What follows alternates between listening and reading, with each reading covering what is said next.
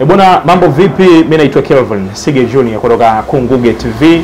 Shukrani kwa kutuchagua, lakini pia tukupongeze kwa kuwa wa kwanza nasi kwenye kila wakati tumekuwa tukukifikishia matukio mbalimbali ambayo umekuwa ukiyatazama hapa, lakini nyakati nyingine tunaketi kama hivi na kuzungumza mengi sana ambayo yanakuwa yamejitokeza kwa hapa nyumbani Tanzania. Sasa leo na kupitisha viwanjani na kukujuza mengi ambayo yamejitokeza huko, lakini kubwa ambayo lina trendi kwa hivi sasa ni kuhusiana na kiungo mshambuliaji wa kikosi cha Young Africans Clatous Chota Chama. Wengi wanamuita Triple C, wengine wanamuita Mwamba wa Lusaka, moja kati ya wachezaji ambao wanautendea haki sana mpira wa miguu ndani ya ardhi ya Tanzania. Huyu anatokea huko nchini Zambia.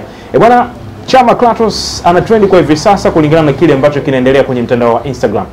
Clatous Chota Chama tunafahamu ni winga lakini pia kiungo mshambuliaji wa kikosi cha Young Africans. Bwana, ameiunfollow klabu yake hiyo kwenye mtandao wa Instagram, lakini pia amemunfollow engineer LC Saidi.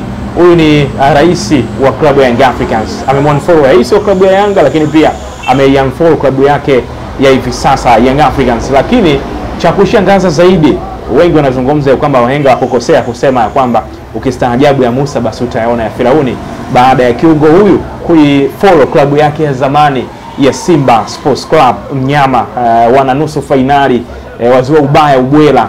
Chama amewafollow Simba Sports Club ambao aliwaunfollow wakati anatoka Simba kwenda Young Africans. Na maana amefanya kama vice versa fulani hivi. Kwa hiyo tukio hili limegonga vichwa vya habari vingi sana kwa hivi sasa. Wapenzi wa soka wanaanza kuulizana nini ambacho kinaendelea kwa Clatous Chota Chama na Yanga yake, nini ambacho kinaendelea kwa Clatous Chota Chama na Simba, hatufahamu nini ambacho kinaendelea.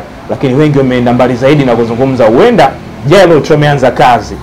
Kumbuka ya kwamba mkataba ambao amesaini Simba na mdhamini mpya wa jezi wa klabu hiyo, ya kwamba mashabiki watakuwa na haki ya kuchagua mchezaji mmoja ambaye atakwenda kusajiliwa, chaguo la mashabiki. Sasa huenda akawa Clatous Chota Chama, hatufahamu, lakini lolote linawezekana.